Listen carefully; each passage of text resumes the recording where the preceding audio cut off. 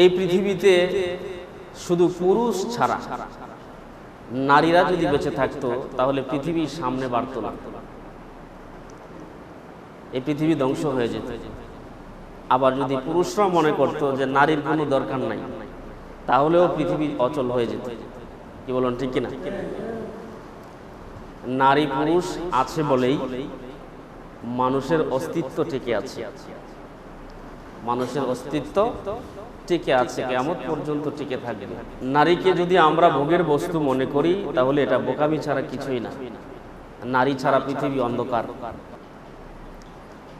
নারী যেমন সুখের জায়গা, ঠিক আল্লাহ পাক সে নারীকে মর্যাদা দেওয়ার জন্য, নারীকে ইজ্জত দেওয়ার জন্য, নারীকে সম্মান দেওয়ার জন্য, নারীর হক আদায়ের জন্য কোরআনুল কারীমের বিভিন্ন জায়গায় বিভিন্ন আয়াতের মাধ্যমে আল্লাহ পাক মুসলিম জাতিকে, মুসলমানদেরকে সতর্ক করেছেন। তার মধ্যে একটা হচ্ছে ওয়াশিরুহুন্না বিল মারুফ, তোমরা নারীদেরকে সম্মান করো, স্ত্রীদেরকে ইজ্জত করো, মর্যাদা দাও। আমাদের সমাজে আজ নারীর মর্যাদা খুব কম। আমরা স্ত্রী হিসেবে যদিও নারীকে ঘরে রেখেছি, আমরা নারীর কাছ থেকে বহু উপকার নিচ্ছি, রান্নাবান্নার উপকার নিচ্ছি, কাপড় চোপড় ধোয়ার উপকার নিচ্ছি, নিজের জৈবিক চাহিদার উপকার নিচ্ছি এবং ছেলে সন্তান নিচ্ছি। এটাই মনে করছি যে আমরা অনেক কিছু করে ফেলছি, আর বিনিময়ে তাকে আমরা 3 বেলা খাওয়াচ্ছি। রাসূল আকরাম সাল্লাল্লাহু আলাইহি ওয়াসাল্লাম সম্পর্কে ওনার স্ত্রী আম্মা জান আয়েশা রাদিয়াল্লাহু তাআলা আনহার কাছে জিজ্ঞাসা করলেন যে পারিবারিক জীবনে আল্লাহর রাসূল আপনাদের সাথে কেমন আচরণ করেন, কেমন ব্যবহার করেন, একটু মিলায়েন, আমরা কেমন করি। ঘরের ভিতরে গেলে মনে হয় আমি রাজা। কি বলেন, ঠিক কিনা? নিজের স্ত্রীকে মর্যাদা দিয়ে কথা বলি না, যা মনে চায় তাই বলি, এবং তার হকও আদায় করছি না। এগুলো বললে হয়তো অনেকে কষ্টও পেতে পারেন, কিছু করার নাই।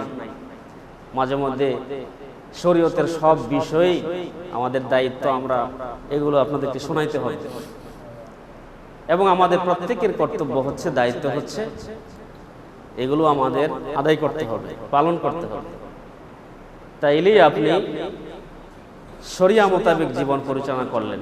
আর যদি এর ব্যতিক্রম হয় তাহলে আপনি মন মতো চললেন। তো রাসূল আকরাম সাল্লাল্লাহু আলাইহি ওয়াসাল্লাম সম্পর্কে আম্মা জান আয়েশা রাদিয়াল্লাহু তাআলা আনহার কাছে জিজ্ঞাসা করলেন যে পারিবারিক জীবনে নবীজি সাল্লাল্লাহু আলাইহি ওয়াসাল্লাম আপনাদের সাথে কেমন আচরণ করতেন। আম্মা জান আয়েশা রাদিয়াল্লাহু তাআলা আনহা জবাব দিয়েছেন যে রাসূল আকরাম সাল্লাল্লাহু আলাইহি ওয়াসাল্লামের জীবদ্দশায় তার সংসার যতদিন করেছি ততদিন কোনোদিন উনি এমনভাবে ঘরে প্রবেশ করেন নাই যে ওনার মনটা মলিন ছিল। সুবহানাল্লাহ বলতেন না? যখনই ঘরে প্রবেশ করতেন তখনই চেহারার দিকে তাকাইয়া মুচকি হাসি দিয়া ঘরে প্রবেশ করতেন। সুবহানাল্লাহ। কয় বেলা পারবেন ঘরের বিবির সাথে, কয় বেলা পারবেন মুচকি হাসি দিয়ে কথা বলতে? এই এখানে ঝাড়ু দিলি না কেন, ওই বিছনা এলোমেলো হইল কেন, খাবার দাবার ঠিক হইল না কেন, লবণ বেশি হইল কেন, কয় বেলা পারবেন? তো সেই রাসূল সাল্লাল্লাহু আলাইহি ওয়াসাল্লামের এতগুলো বিবি থাকার পরেও ওনার বিবিদের বর্ণনা হচ্ছে আল্লাহর রাসূল মুচকি হাসি ছাড়া আমাদের ঘরে প্রবেশ করতেন না। সুবহানাল্লাহ। পারবেন? চেষ্টা করতে হবে। যদি আপনি রাসূল আকরাম সাল্লাল্লাহু আলাইহি ওয়াসাল্লামের তরিকা মোতাবেক, আল্লাহর বিধান মোতাবেক চলতে চান, তো এই নারীকে নিয়েই আপনার পৃথিবীতে একটা স্বর্গ তৈরি হবে। সুবহানাল্লাহ। শরীয়তের বিচার করলে আমাদের প্রত্যেকটা ঘরের নারী জান্নাতের হুর। এই ওয়াজ আমরা করি না আপনাদের সামনে। কেন করি না? করলে রিঅ্যাকশন উল্টো হবে যে হুজুর এই ওয়াজ মহিলা ঘরে শোনায়েন না, তাহলে বাড়িতে থাকা যাবে না। নারীর এত মর্যাদা ইসলাম দিয়েছে, নারীকে বিবাহ করে ঘরে আনবেন আর কোনো কাজ নারী করবে না, এটা তার ইচ্ছা। সুবহানাল্লাহ পড়েন। আর আমাদের নারীরা কি করে? গোয়াল ঘরের গোবর ফালানোতে শুরু করে রান্না বান্না যা আছে সব করে, তারপরেও দাদা আপনার কাছে ভালো লাগে না। আল্লাহু আকবার বলেন। ইসলামী শরীয়তের বিধান হচ্ছে নারীকে ঘরে আনবা, চাকরানি রাখবা, চাকরানি কাজ করবে, সে শুধু খাবে। এই যে মুরব্বি বলে হচ্ছে কয় কিটা, এখন থেকে ওয়াজ উল্টো হয়ে যাবে, রিঅ্যাকশন উল্টা হবে। সেই দৃষ্টিকোণ থেকে বলা যায় যে আমাদের ঘরের প্রত্যেকটা নারী জান্নাতের হুর। সুবহানাল্লাহ পড়ে। কোনদিন অভিযোগ করে না, এই চান্দু তোমার কাজ আমি করব না, তোমার ঘরের গরু আমি পালবো না, তোমার ক্ষেতের ধান আমি লইব না, এরকম বলে? এই কি বলেন, এরকম বলে কোন নারী? নিজের মনে করে। আরো এরকম আশ্বস্ত হয় যে আহারে আমার স্বামী কষ্ট করতেছে, আমি এই কাজগুলো করে রাখি, আমার স্বামী যেন একটু আরাম পায়। কি বলুন, ঠিক কিনা? এজন্য আমার মুসলমান ভাইরা, শরীয়ত যেখানে একজন নারীকে এমন মর্যাদা দিয়েছেন, আল্লাহ পাক সুন্দর করে আলোচনা করেছেন, ওয়াশিরুহুন্না বিল মারুফ, তোমরা তোমাদের বিবিদের সাথে উত্তম আচরণ করো।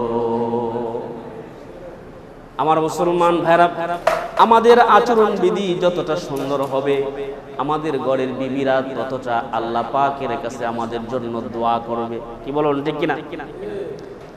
আমাদের ঘরের জন্য রহমত বয়ে আনবে। আল্লাহর রাসূল বিদায় হজে যে ভাষণ দিয়েছিলেন, আপনারা অনেকে জেনে থাকবেন, বিদায় হজের আল্লাহর রাসূল সর্বশেষ যে হজ করেছেন, এই হজে একটা গুরুত্বপূর্ণ ভাষণ আল্লাহর রাসূল দিয়েছেন।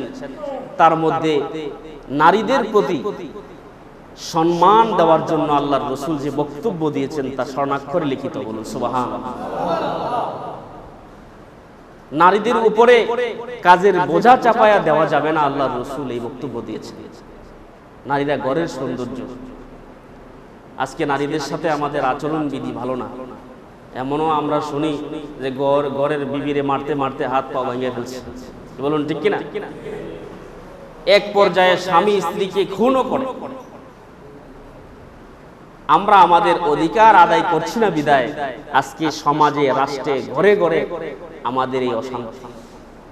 আমরা যদি নারীদের প্রতি আমরা সুন্দর আচরণ করতাম, নারীদের হক আদায় করতাম, নারীদেরকে নিয়ে একটু ভাবতাম, তাইলে প্রত্যেকটা সমাজ, রাষ্ট্র এবং প্রত্যেকটা ফ্যামিলি, প্রত্যেকটা ঘর এক একটা জান্নাতের টুকরা হয়ে যেত। কি বলুন, ঠিক কিনা?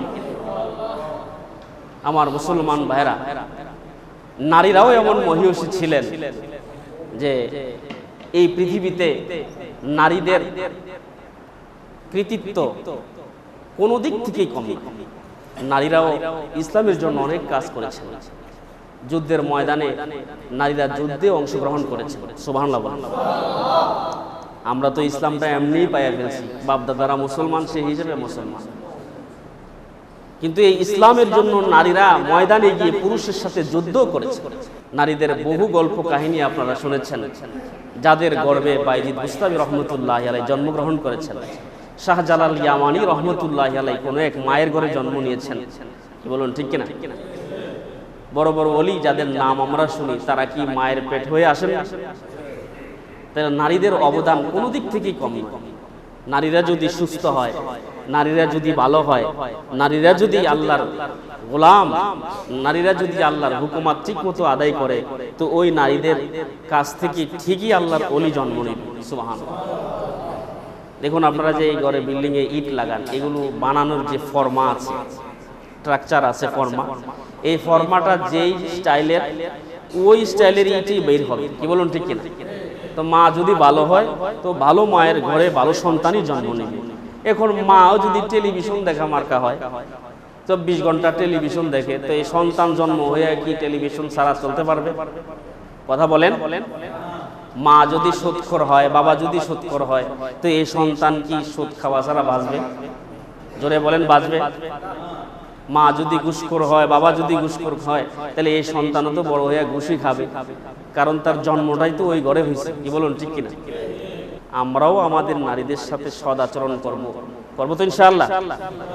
একটু হাত উঠাই, কারা কারা করবো? হাত উঠান। এই হাত যেন কোনো নারীর গায়ে না পড়ে। আল্লাহ কবুল করুন, সকলে বলি আমিন।